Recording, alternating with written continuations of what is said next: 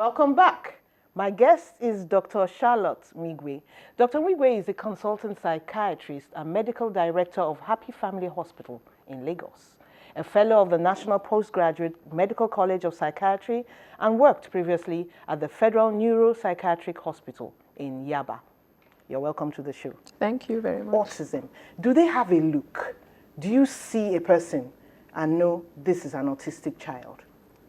Well, not in all cases. Most times you see the child and you wouldn't notice immediately, but spending some minutes with the child, you might get to notice. So what really is wrong with the autistic child? What's it about?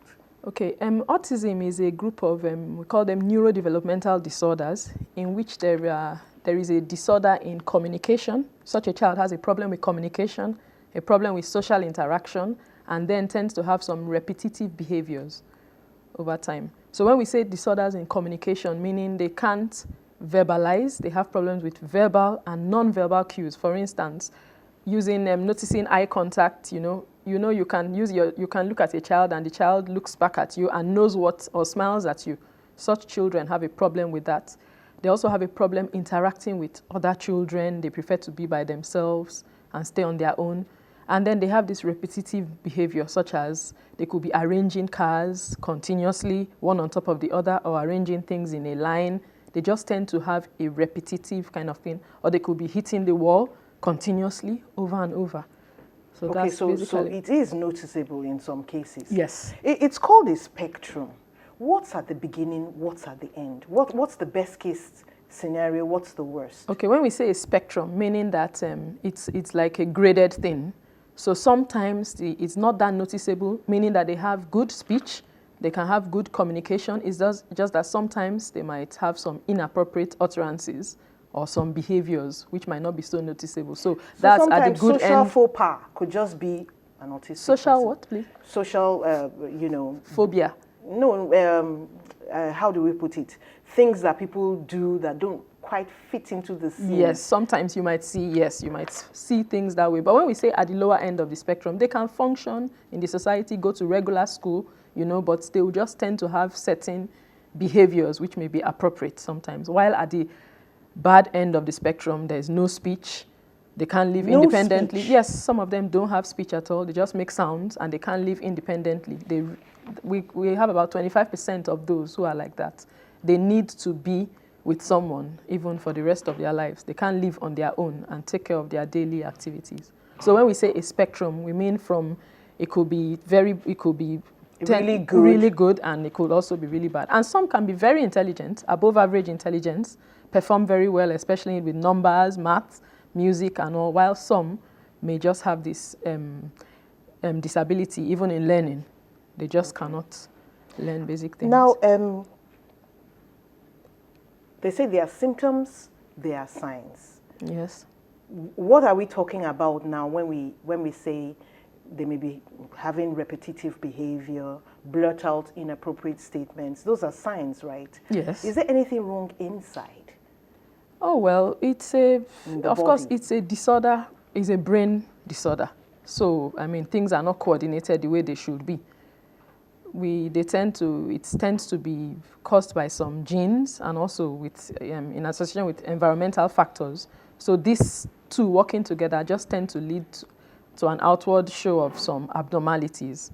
They don't process information and activities around them the way you and I would process things. For instance, an autistic child, a normal child hearing some children playing is curious to find out what's that sound, what's that noise over there. While an autistic child will just sit in his corner and do his thing, even with all the noise going on around him, with no expression. So they don't tend to process things the way the normal person does. Okay, but see, the statistic is 1% of the world population. Yes. That is a huge number of people. Quite huge. Where did we hide all of them in Nigeria? Well, actually, autism must have been around for a long time. It's just that now there's more awareness about it. There's increase in the rate of diagnosing it and then instituting strategies to early interventions to help them. But it has always existed. It's just that there was not, I mean, a term for it was not very glaring as compared to now. And so that's why we tend to see, it seems as though cases are increasing now. Part of this increase is just a better diagnostic method for catching them. Even as early as 12 to 18 months, a baby could actually be noticed and be sent for intervention as early as between 12 to 18 months. Can that be done here? What would you see in a baby that would be odd? Okay, here, well, there's this, there's a checklist actually. There is something called a chat. It's a checklist, a questionnaire, which you can give to mothers to tick off. It contains things like, when you carry your baby, does your baby look at you? Does your baby giggle, smile at you? Does your baby, when you call the baby's name, because as earlier, does he respond? Does he turn? Even if he can't, does he turn to you when you call the name? These are checklists. So by the time the mother ticks and ticks then, and you see the score rate on the questionnaire, you can determine whether such a child has a risk or has a tendency to be autistic. And so you want to follow up further as the child grows, because by the age of 3 maximum, you would have fully determined if a child is autistic or not. So is it that there's no cause really for autism? Well, the problem is that there's no one specific cause. There are actually causes. Genetic causes have been shown to be very strong, and then environmental influences. So parent has it, child could have it? Yes. For instance, a mother being exposed to certain chemicals during pregnancy, having infections, then also increase in maternal and paternal age as at conception has been shown to be an implicating factor.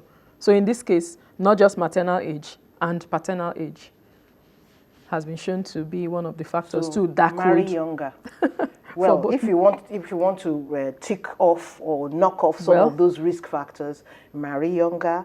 Be careful how you use medication. Yes, and then illnesses, follow up antenatal care, because whatever problems are occurring in the brain occur during pregnancy or during birth of the baby. Okay, so is there something a pregnant woman can do to avoid having an autistic baby?